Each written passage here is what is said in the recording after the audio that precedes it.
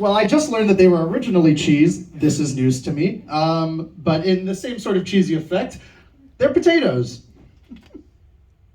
This is sad, Mr. Potato Head. So, the shape of a latke is something that I've always been very fascinated by. It's a pancake. But I think what's very unique and needs to be said about a pancake is it's a staple here in American cuisine. So we, Jewish people throughout history, have always been seen as an outsider, as someone who doesn't share sort of the basic fundamentals of the culture that they're living in, that they're seen as somebody who's different. But a latke, sort of something that every single Jewish child grows up with and experiences, is something that can resonate with the American people, that can resonate with every single household in this country. And I think there's something incredibly powerful about that. God bless the US. Now the size. The size of a latke ultimately depends on the household. In my household, my mother makes delicious crispy latkes. Everybody give it up for my mom. Thank you. Thank you. And those latkes range in about 4 to 6 inches in diameter, maybe about an inch in width. And those are my perfect latke because they're a nice snack, but they can also have 5 or 6 and it turns into something of a meal.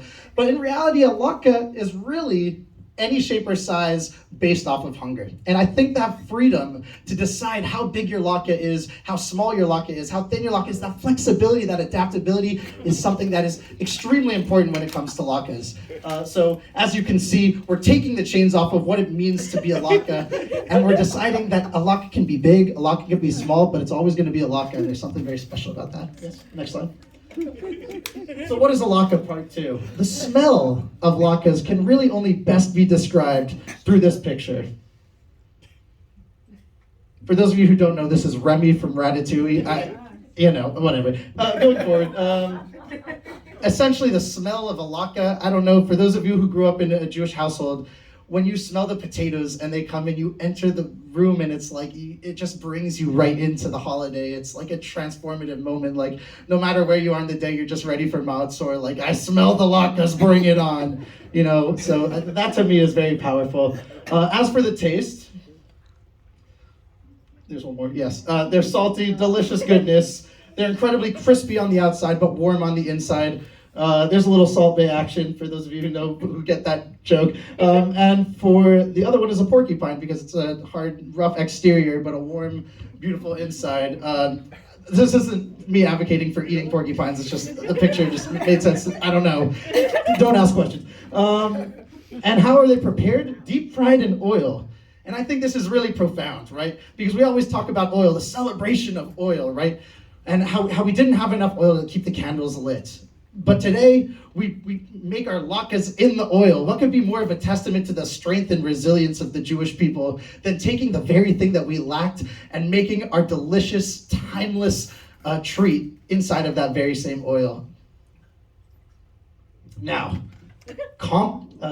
condiment competence. I think this is a huge point when it comes to latkes. The versatility of latkes cannot be questioned. I mean, they can be a sweet treat, they can be a savory delicacy, but at the end of the day, whatever you're looking for out of a latke, you can find it based off of what you put on it. Now, let's talk about applesauce, folks. Because people always raise the eyebrow if they're not from the Jewish community. Why are you putting white applesauce on potatoes? I mean, sorry, thanks, Mom. We have a debate here. All right. Can I take the mic off? Is that good? All right. Yeah, that way I can. All right. Let's talk applesauce, folks. Sweet, very kid-friendly. I've been at Hanukkah parties where the kids didn't really want to eat the latkes, but there was a little applesauce for them, so everybody gets a little treat at the table. And so whether or not they want to eat that latke, they're gonna have a sweet delicacy for them regardless. Next. Childhood nostalgia. For me personally, I was always the guy who brought a little thing of cinnamon applesauce when I went to lunch in elementary school. And when I take that bite of a latke, it brings me back in a way that's like very heartwarming and fulfilling. And I always think about my childhood and those Hanukkah celebrations and just Gabriel literally having this is my twin brother for the record, having probably about 6 bowls of applesauce and not touching a latke for probably the first 12 years of our life. And non-dairy, so if you're having a meat meal, all denominations within the Jewish faith can enjoy latkes and do so in a way that has a lot of awesome historical significance. So It's all good. It's all good. It's all good. Let's talk sour cream. Sour cream. Another one that raises the eyebrow. People just don't understand latkes. They don't understand them. Savory and creamy, undoubtedly. Potatoes and sour cream, classic combination. We've all had our baked potatoes with the sour cream inside. I mean, it's timeless. And what I learned today, sour cream is a surprisingly good source of calcium. So, I mean, if that's something you're into. New latke trends. Much like the Jewish people, the latke is a constantly evolving thing, all right? And what it means to be a latke is changing day by day. Waffle iron latkes. Folks, we all know you have that waffle iron that you bought one year and it's just been sitting collecting dust. Maybe this is the year to break it out and do something special with it, right? Treat your family to a waffle iron latke. You know, at first I was like, this is a little bit, a waffle iron latke, really? Like, what is this? I don't know if I can get behind this with the times. But at the end of the day, it's creative, it's inventive, it's engaging, and it kind of brings you to the hotel scene where you're making your own waffles, you know, so definitely worth looking into. Next, lox and cream cheese. Might as well grab the everything but the bagel seasoning and sprinkle a little bit of that on there, right? Folks, times are changing. We're putting everything on latkes these days. All right, next. In conclusion, as Jews living in the diaspora, it's clear to us that latkes are so much more than a festive holiday food. They're a symbol of who we are as a people, right? We're resilient, all right? We're proud. We're frying latkes in the very oil that we didn't have enough of, that didn't sustain us. We're adaptable and flexible, okay? You can make a latke as big as you need it to be, as small as you need it to be. And we're resilient in that where every single person knows what a latke is. They can relate to that notion of a pancake. It's something that is pretty much, at least in the States, something that everyone really truly knows. They're bold and shaped by our history. I mean, we talked a lot about the history, and we talked a lot about, we talked about hiding. We talked about how the Hamentashan represents Esther hiding her Judaism, being forced to sort of hide that part of her. A latke is about embracing that part of you. It's about taking the essence of Judaism and wearing it on your sleeve with pride, okay? And that's what really separates a latke from a Hamentashan. And like we just saw, it's constantly evolving, constantly changing, and adapting to the circumstances we find ourselves in. Listen, I'm a fan of Hamentashan, all right? I grew up eating them. Maybe not the apricot ones, but the chocolate ones, I enjoy. But to argue that they have the same cultural relevance, versatility, and traditional significance of a latke is borderline heresy. Not to mention, latkes taste about 18,000 times better. Folks, that's all I have for you today. Any questions?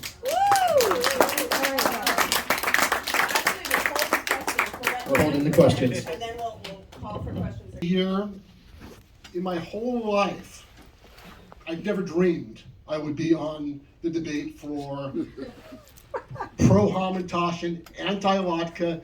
This is the kind of stuff dreams are made of. And so thank you for being here to see this.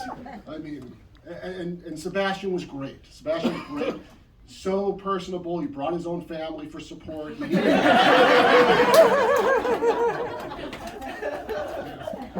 But I have superior arguments. He had a better PowerPoint presentation. He has a better family unit. But you'll understand. And by the way, going into this, everybody says the same thing.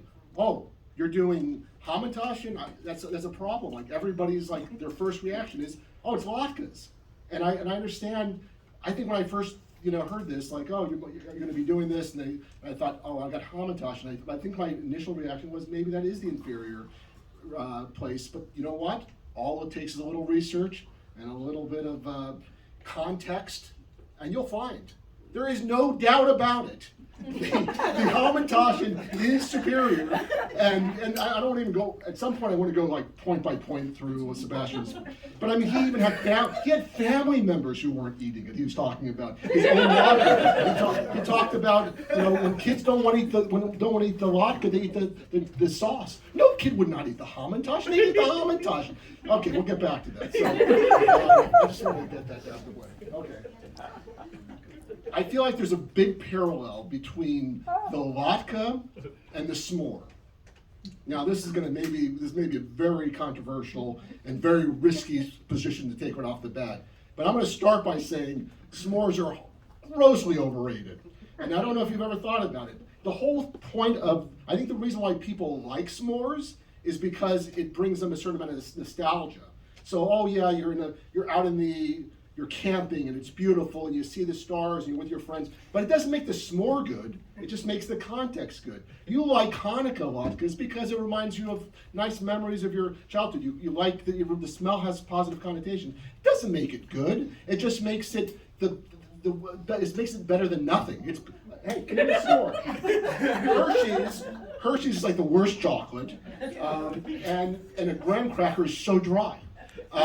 So if you said you could have any dessert, you would never choose this, but it's nice because that's all you got. This is what the latke is all about. It's the best you have. People couldn't afford something better than potato, so what do? They make latkes. If you had a choice, you'd probably choose Hamentashan, and you have a choice. You have a choice. Okay, so I just want to, just first of all, don't you kind of feel like a little greased up just looking at this? It makes me a little nauseous, a little heartburning. It makes me not feel good about myself.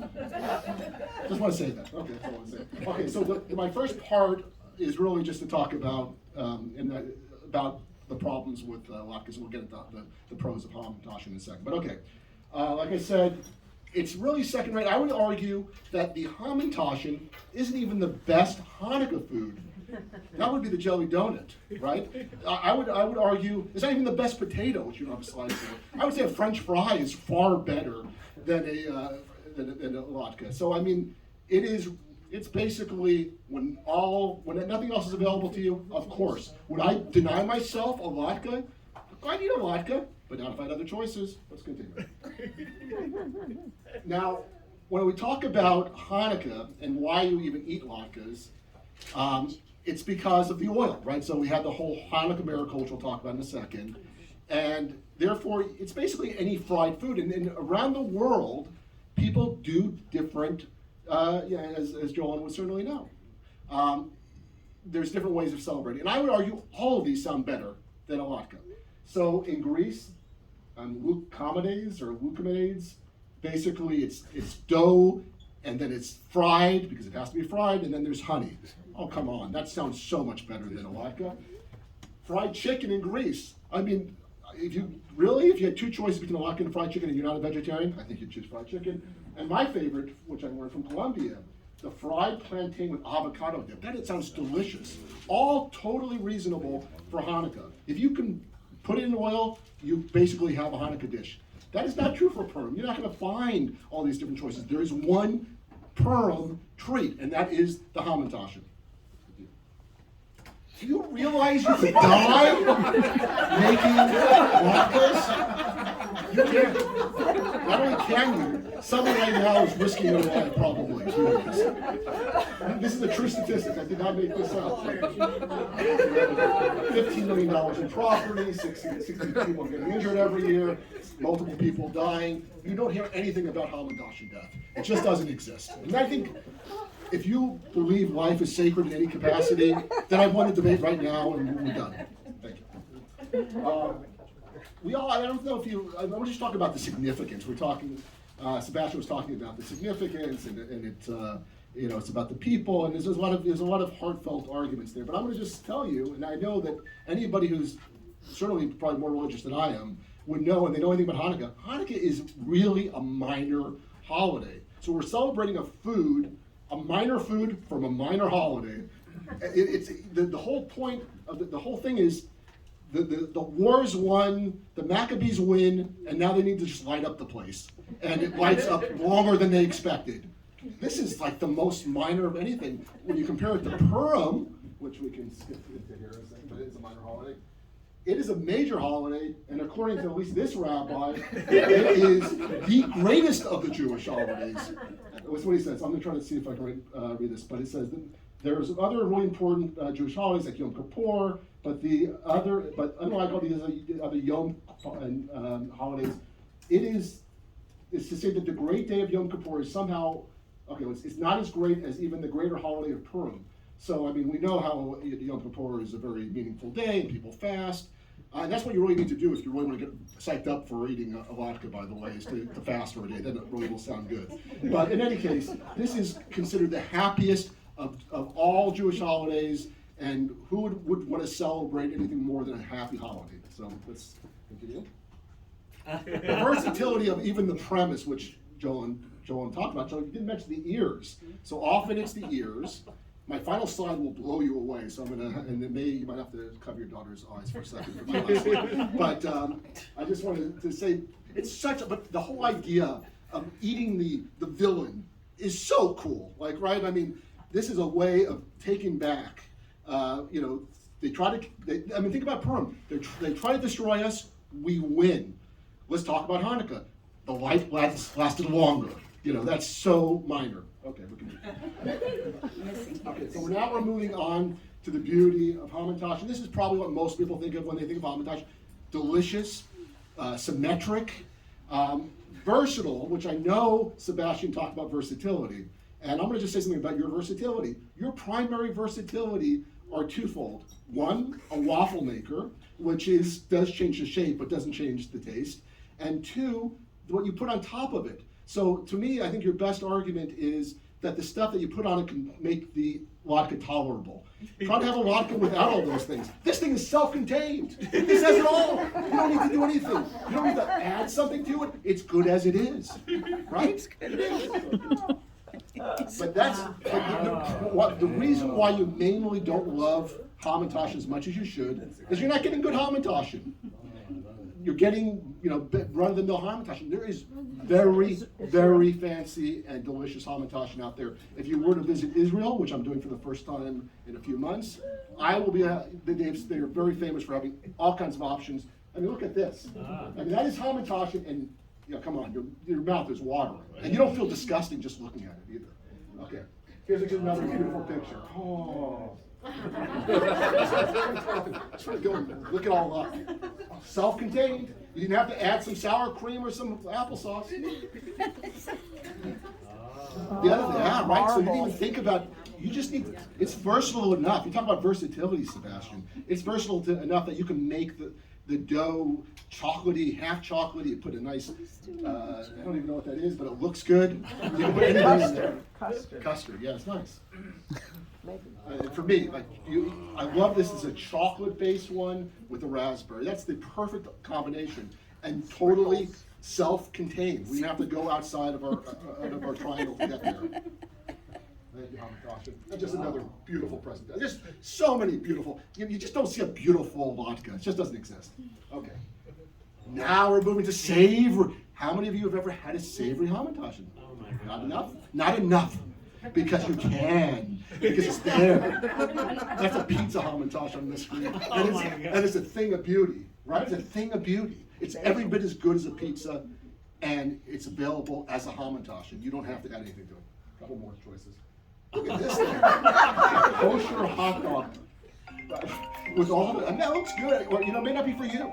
But the point is, it could be for you. And if you don't like this, think in your brain right now. What is it that you love the most? For me, I love avocado. I love spinach. I can make that. You can add spinach to your latke, but there's nowhere to put it in, and then it's not a latke anymore. It's just latke with something else. It's not versatile. That's all I can say. That is a kosher hot dog. Right? That is a kosher hot dog. I made sure before I put it on. This is from I guess I cut off the part here, but this from the Nasher was the 100 best. Recipes for Hamentashan. The 100 best. Guess how many you would have for latkes? 6, maybe 4. I don't know. And look at this. I mean, whatever you can imagine, it's available to you. Again, superiority, of course. All right. Oh, I'm sorry. That was the next one. That was on kosher.com, the 100 best. Oh, everything bagel Hamentashan. I mean, come on. Amazing. Thank you. And again, I mentioned Israel. Israel's particularly well known for very high-end, beautiful Hamentashan. Just want to let you know it's out there, and that it's the motherland. And where are they putting their priorities? On the Hamentashan, not on the latke. Thank you. And finally, this is something that most people never thought of, and I never thought of until I did my research today. But some people don't think it's an ear. They don't think it's the hat. but it's actually, another part. So if that's, so to me, it makes it a very feminist dish. And for those people who are into this kind of thing, it's even better. So I leave you with the most, so let me just review some of my points. It's self-contained deliciousness. It's whatever you need it to be. You don't have to make it something else by adding some condiment to it, although I love the alliteration. And it is part of one of the most important holidays the Jewish people will ever celebrate, and certainly the happiest. So with that, I will turn it over to the crowd, or for Sebastian for rebuttal, or however we're doing this. I'm ready. All right. Maybe you have the kind of money to throw around on Hamentashan like that. But do I? No. This is my first year out of school. I'm trying to figure out Hamentashan myself. And you know what Hamentashan I get? I get the kind that you take one bite out of, it crumbles apart, and you're like, why am I eating this? Let me go get something else to eat. And so we can talk about the decadence. We can talk about. Continue. Yeah, please, go ahead. So, the smell of the latke is on my clothes, it's in the kitchen the next day. Thank you. But the Hamentashan doesn't have a smell unless you put it up to your nose, So that's a great question. Is that a pro there or is a con? question. I would argue it's a pro. Of course, that is my position here. But I mean, I know because we will often make them here at the JCC, and I've never been tortured to have to do it because the people who do it, they smell like oil, not just for the day, like for the week. First of all, they've risked their lives to do it because we know the statistics, we've seen the fires and the other outcomes, and then they have to suffer through the smell. So, sir, thank you for making that point. I really appreciate it. Yeah, so I would say that the smell of the latkes, as I mentioned in my presentation, is a real significant piece of it for a lot of people. And whether or not it smells the next day, guess what? We have washing machines. We can change our clothes. You can open a window. I mean, maybe you don't do that in your house. I don't know. But listen, I mean, we talk about smell. I mean, I think the smell of latkes is a very powerful welcoming into the night. It's something that I still always associate with Hanukkah and with the beauty of that night. Other questions or comments for our panelists? Should latkes be served with antacids? That is a great question. Let me just repeat the question. Should latkes be served with antacids? That basically ends the debate right there, as far as I'm concerned. But thank you. That's for you, Sebastian. Well, should Hamentashan be served with a glass of milk? How do you get them down your throat? Listen. Listen. Sebastian, you know that you are looking at the worst version of the Hamentashan when you say that. That is like me saying, I'm going to only eat latkes that are uncooked or have even more oil. When you have if you have an uncooked latke, you cook it more. I mean, if you have a bad Hamentashan, you go and get a better Hamentashan. That's what I would say. Good life advice, yes. So I'm about to cook 500 latkes for the senior center. Are you saying I should get a pay raise? It's combat duty? I would say that is true. At least get a rider. At least have a rider. Have a rider on my Yes. insurance? I would say go ahead and try meticulously folding 500 Hamentashan and see how long that takes. Easy. I have personally folded Hamentashan. It is not hard. Yeah, go ahead. Would Solomon say, let's make a Hamentashan latke? Well, you make a very interesting point. Where's Solomon in this? I don't know. Look, when you get biblical, I'm in trouble. But I can say this: you could put in your Hamentashan lots of oil and lots of potato, and now you have a latke Hamentashan. You can't reverse that. There's no way to. That's important. Okay, let's do a test.